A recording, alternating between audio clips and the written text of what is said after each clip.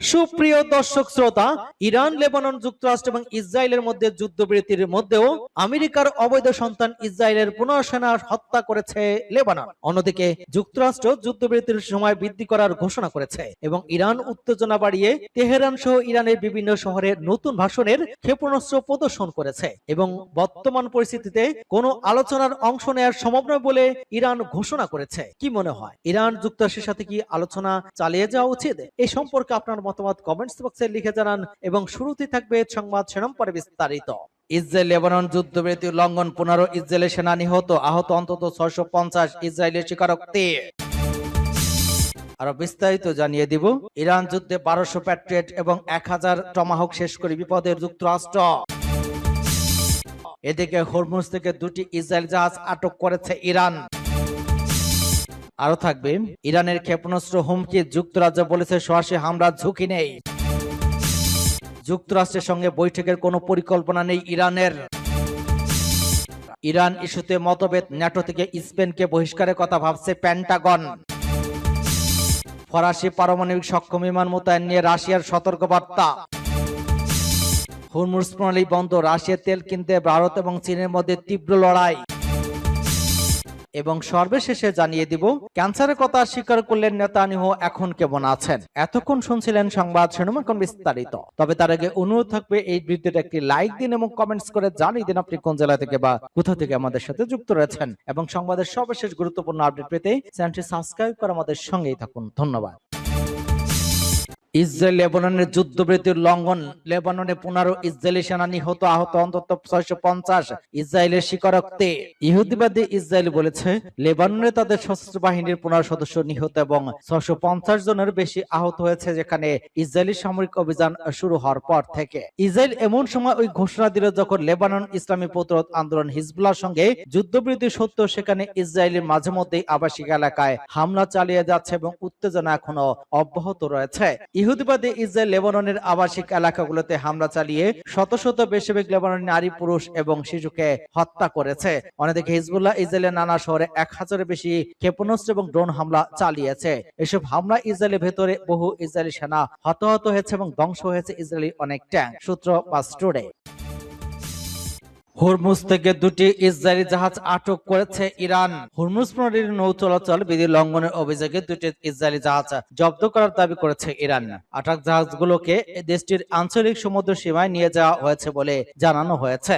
ইসলামী revolution guard corps আরজিসির বরাতে ওই তথ্য প্রকাশ করেছে প্রেস টিভি। আরজিসির এক বিবৃতিতে বলা হয়েছে, জব্দ করা জাহাজ দুটি হলো এমএসসি ফ্রান্সিসকা এবং ইমতিদিয়াস, যেগুলো ইসরায়েলি পরিবহন সংশ্লিষ্ট বলে দাবি করা হয়েছে। সংস্থাটির অভিযোগ, জাহাজ দুটি অনুমোদন ছাড়াই চলাচল করছিল এবং বারবার নৌচলাচল বিধি লঙ্ঘন করেছিল। এছাড়া নেভিগেশন সহায়ক ব্যবস্থায় কারচুপির মাধ্যমে গোপনে হরমুজ প্রণালী অতিক্রম চেষ্টা করা হচ্ছিল।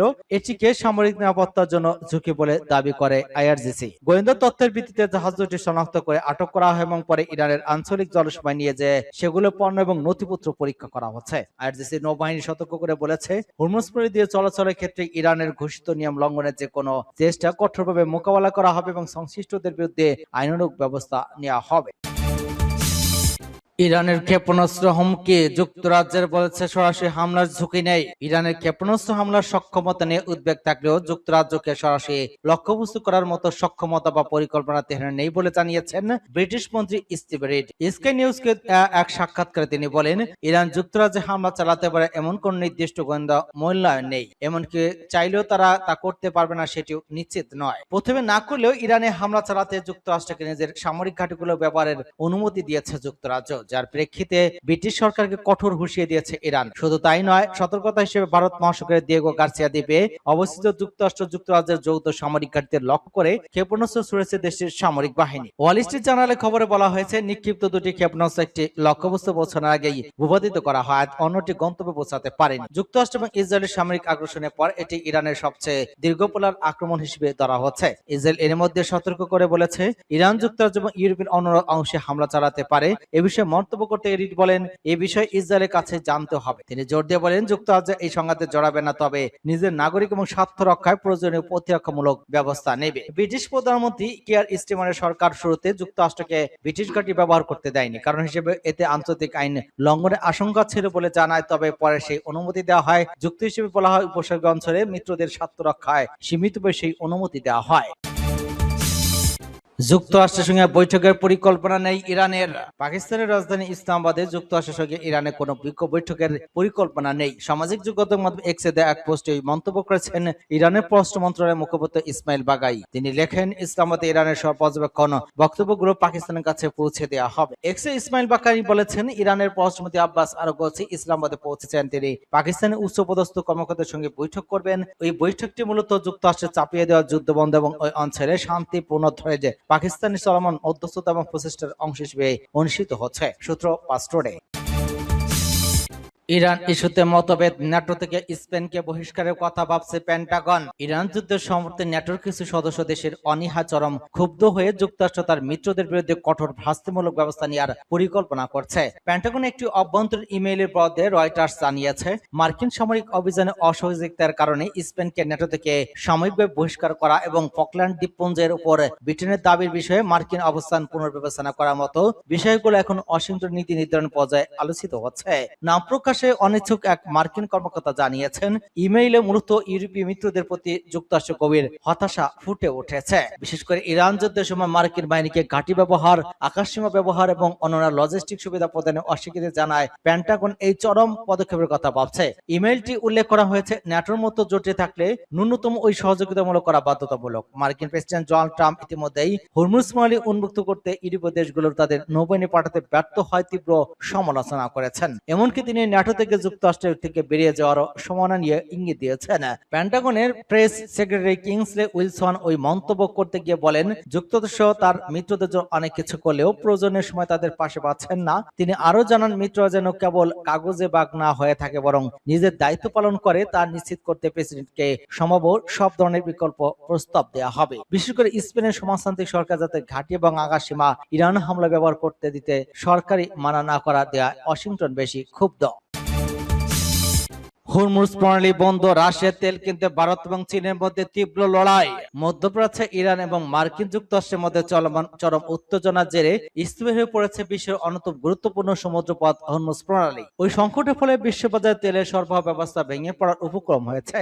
এমন পরিস্থিতি রাশিয়ার সস্তা তেল কিনতে এশিয়া দুই পরাশক্তি ভারত এবং চীনের মধ্যে শুরু হয়েছে নজিরবিহীন প্রতিযোগিতা। বিশ্বের মোট তেলের জ্বালানি প্রায় 20% পরিবহিত হয় হরমুজ প্রণালী দিয়ে। সম্প্রতি মার্কিন নৌ অবরোধ এবং ইরান যুক্তরাষ্ট্রের সংঘাতের কারণে ওই পথ দিয়ে তেলবাহী ট্যাঙ্কার চলাচল প্রায় বন্ধ হয়ে গেছে। ফলে মধ্যপ্রাচ্যে তেলের উপর নির্ভরশীল দেশগুলো এখন বিকল্প উৎসের সন্ধান মরিয়া। সিএনবিসির প্রতিবেদন অনুযায়ী এপ্রিল মাসে ভারত এবং চীন উভয় রাশিয়ার কাছ থেকে রেকর্ড পরিমাণ তেল আমদানি করতে চেষ্টা করছে। দুদেশেই এখন রাশিয়ার তেলের প্রধান গ্রাহক হয়ে উঠেছে। বর্তমান ভারত এবং চীন প্রায় সমান তালে রাশিয়ান তেল সংগ্রহ করছে।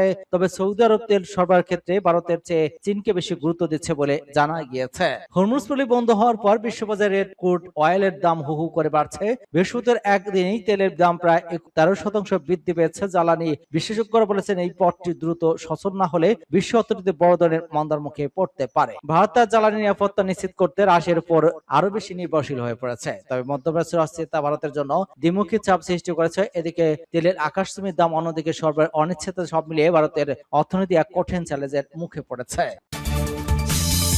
ফরাসি পারমাণবিক সক্ষম বিমান মোতায়েন নিয়ে রাশিয়ার সতর্ক বার্তা। ইউরোপের ফ্রান্সের পারমাণবিক সক্ষম বোমারু বিমান মোতায়েনের পরিকল্পনা ঘিরে নতুন করে উত্তেজনা সৃষ্টি হয়েছে। রাশিয়া সতর্ক করে বলেছে, কোন ইউরোপীয় দেশ যদি ফরাসি পারমাণবিক ক্ষমতা সম্পন্ন কৌশলগত বিমান নিজেদের ভূখণ্ডে মোতায়েন সম্মতি দেয়, তাহলে সংঘাতের সময় তারা রাশিয়ার হামলার লক্ষ্যবস্তুতে পরিণত হতে পারে। ফ্রান্সের প্রেসিডেন্ট ইমানুয়েল ম্যাক্রন গত মার্চে দেশটির পারমাণবিক অস্ত্র ভান্ডার সম্প্রসারণের পরিকল্পনার কথা জানান। তিনি বলেন, প্রয়োজনে ইউরোপীয় অংশীদার দেশগুলো সাময়িকভাবে ফ্রান্সের পারমাণবিক পারমাণবিক সক্ষম বিমান মোতায়েনের সুযোগ পেতে পারে। রাশিয়ান উপরাষ্ট্রপতি আলেকজান্ডার গুস্কো বলেন, এসব উদ্যোগ ন্যাটোর পারমাণবিক শক্তি অনিয়ন্ত্রিত বাড়ানোর অংশ বা যা রাশিয়ার জন্য গুরুতর কৌশলগত হুমকি। তিনি সতর্ক করেন, এই ধরনের মোতায়েন বাস্তব হলে রাশিয়ার সামরিক বাহিনীর সম্ভাব্য লক্ষ্যবস্তুর তালিকা নতুন করে পর্যালোচনা করতে বাধ্য হবে। ম্যাক্রন জানিয়েছেন, এ বিষয়ে Britain, Germany, Poland, Netherlands, Belgium, Greece, Sweden, ডেনমার্কের মতো আলোচনার সঙ্গে চলছে।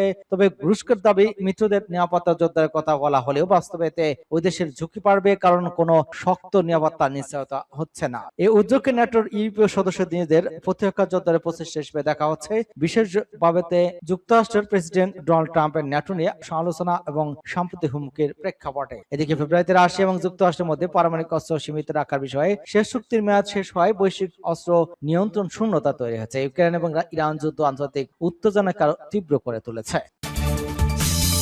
ক্যান্সারের কথা স্বীকার করলেন নেতানিয়াহু। ইসরায়েলের প্রধানমন্ত্রী বেনিয়ামিন নেতানিয়াহু প্রথম আনুষ্ঠানিকভাবে স্বীকার করেছেন যে তিনি প্রোস্টেট ক্যান্সারে আক্রান্ত হয়েছিলেন এবং অত্যন্ত গোপনীয়তার সঙ্গে তার চিকিৎসা সম্পন্ন হয়েছে। শুক্রবার তিনি বার্ষিক মেডিকেল চেকের রিপোর্ট প্রকাশ করার সময় ৭৬ বয়সী ওই নেতা নিজেই ওই চাঞ্চল্যকর তথ্য সামনে আনেন। এর মাধ্যমে ইসরায়েলের ইতিহাসে সবচেয়ে দীর্ঘ সময় ক্ষমতায় থাকা ওই নেতার শারীরিক অবস্থা দীর্ঘদিনের জল্পনার অবসান ঘটল। সরকারি সূত্র মতে ২০২৪ সালের ডিসেম্বরে নেতানিয়াহুর প্রোস্টেট গ্রন্থি পড়ে যাওয়ার কারণে একটি অস্ত্রোপচার করা হয়েছে, সেই জনসম্মুখে প্রকাশ করা হয়। তবে সাম্প্রতিক চেকআপের পর প্রধানমন্ত্রী কার্যালয় থেকে জানানো হয়েছে, ওই অস্ত্রোপচারের সময় চিকিৎসকরা তার প্রোস্টেট ১ সেন্টিমিটার কম আকার একটি ম্যালিগন্ট টিউমার বা ক্যান্সার কোষ শনাক্ত করেছিলেন। এই টিউমারটি অত্যন্ত প্রাথমিক পর্যায়ে ধরা পড়ায় এবং শরীরে অন্য কোথাও ছড়িয়ে না পড়ায় তা সফলভাবে অপারেশন করা সম্ভব হয়েছে।